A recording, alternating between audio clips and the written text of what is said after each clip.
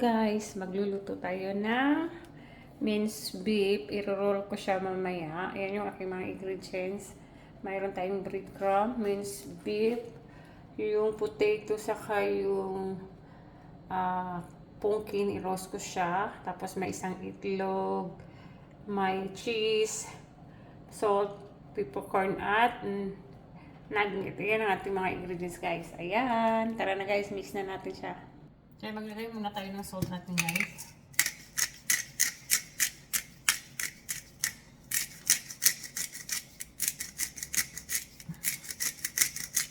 Yan. Tapos yung ating peppercorn. Ayan. Tapos yung ating konti lang siya, guys.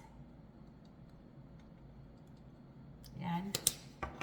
Tapos yung ating 1 egg.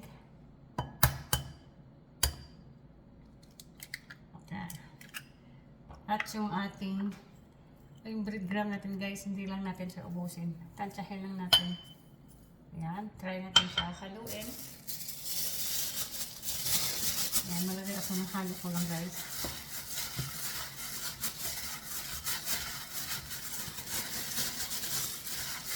Hanggang mag-combine yung ating ingredients, guys. Yung cheese, mamaya hihiwain ko yun o i-flatten ko lang siya.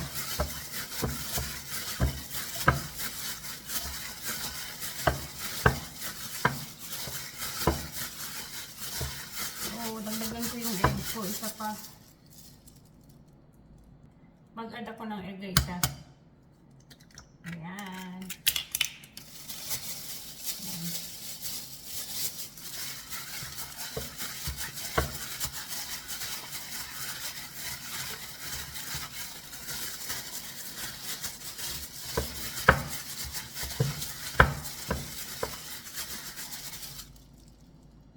Tuloy lang natin yung halo hanggang makundan sila.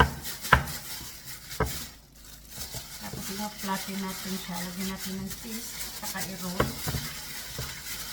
First time ko gumawa. Hopefully mag-work. Hindi naman sila saling mag-perfect. Pero yung magawa ko yung tama.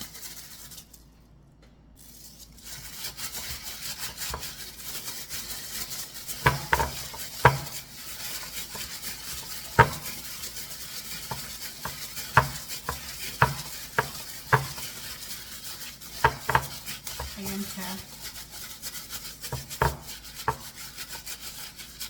Ayan siya, guys. Ready na. Ilagay na natin dito yung ating ginawa. I-flat lang natin siya. Pa-square.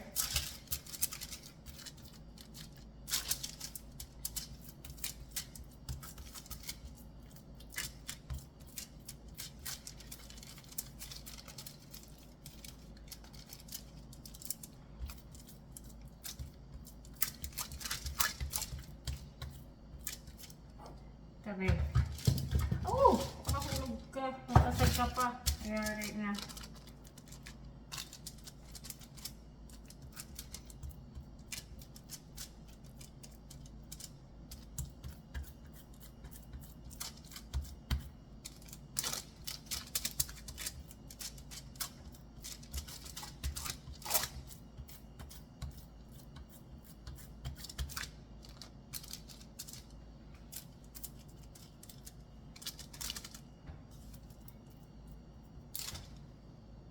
Ayan, naglagay na tayo ng cheese sa top niya. Tapos to be dapat ano to eh. Ayan. I-cut sana to. Pero manipis siya. Hindi ko na siya itapat. Ilagay ko na lang siya sa taas. Ayan. Ayan siya, guys.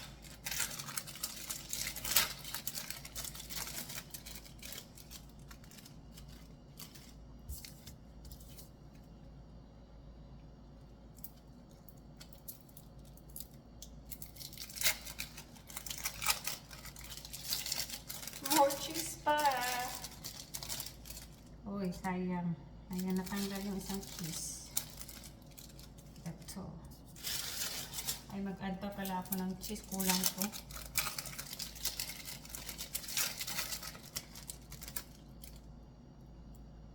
Kulang tong cheese ko, guys.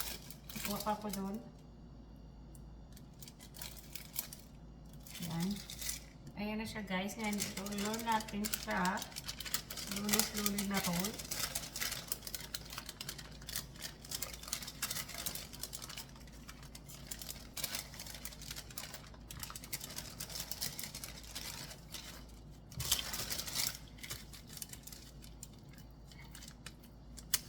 Yan.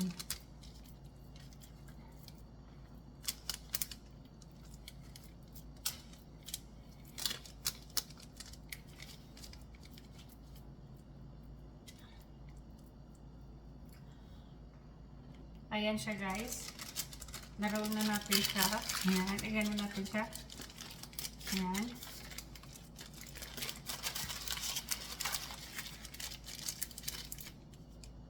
Ulitin natin siya ulit ng rolls para maging ano siya, guys. Ayan. Tapos i-oven natin siya mamaya-maya. Para maluto siya, guys.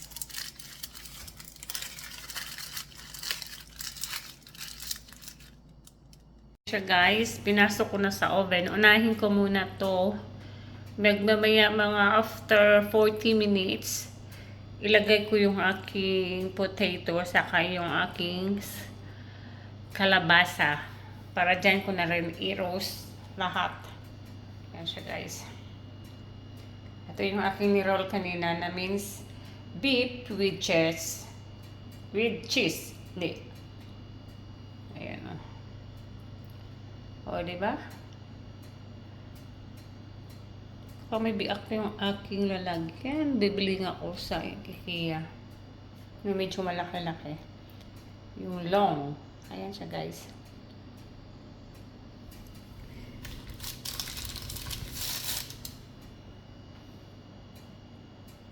Mamaya ikat ko yung aking kalabasa saka yung aking potato. Yung kalabasa, madali lang yan i-roast. Pero yung potato, medyo matagal-tagal. Okay, guys. Ayan na siya, guys. After 40 minutes. Maya na natin yan, no? Kasi magkakat ako ng aking pumpkin saka potato. Yan, magkat na tayo ng pumpkin, guys.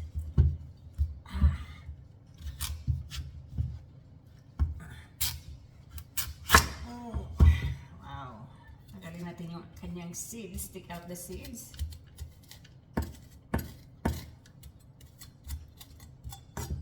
Another one. Maybe I use that pork one. Okay, great for guys. I use this is easy.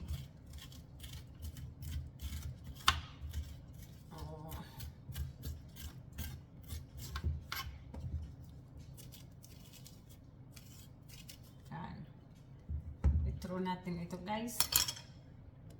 More time cut pa ulit. Paano kaya?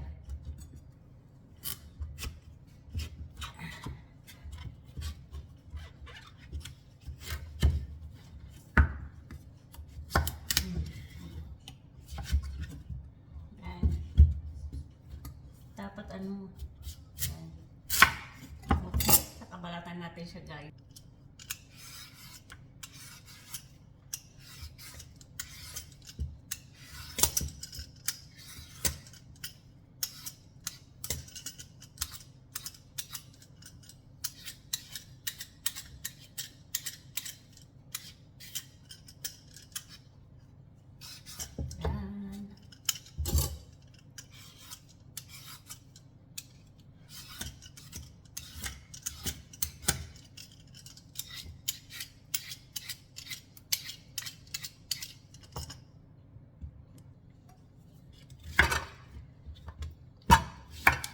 Ikat natin siya.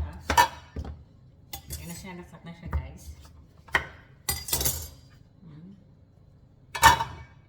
Ayan na siya, natapos natin ikat yung ating pumpkin. Ngayon yung ating namang potato. Yan yung aking dalawang potato, guys.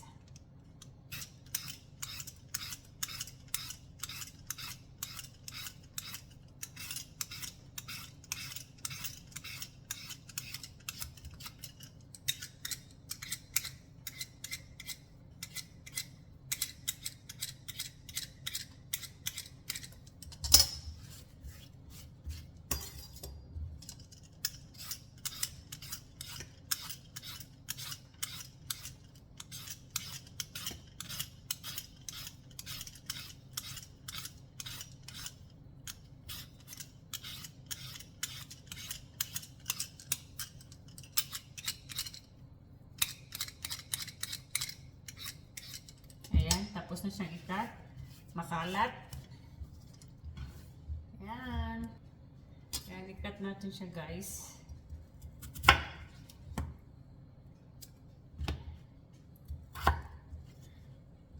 Ang ganito lang kalalaki.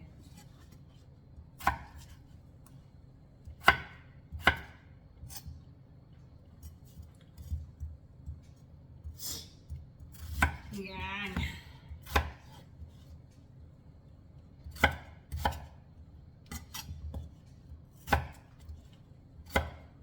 Ayan na siya guys. Tapos ko na yung aking potato. Ayan. Nahulog pa ang isa. Ayan na siya guys. Tama-tama na yan. Tag-iisa sila bawat tao. O, diba? Ayan na siya guys. Ayan siya guys. Totoo na yung aking potato saka pumpkin. Ayan siya guys. Nilagay ko na sa gitna. Ibalik ko sa loob ng oven. Ayan siya guys.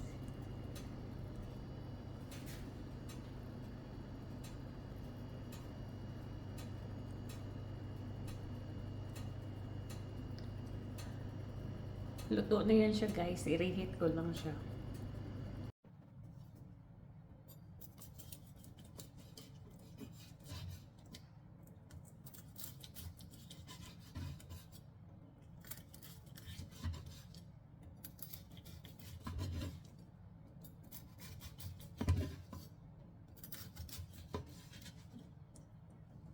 Ayan siya guys. So, ayan.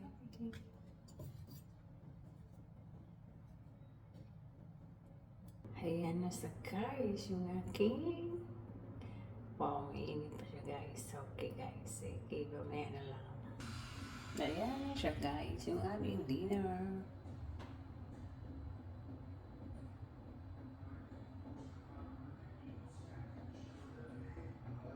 Ayan na siya guys.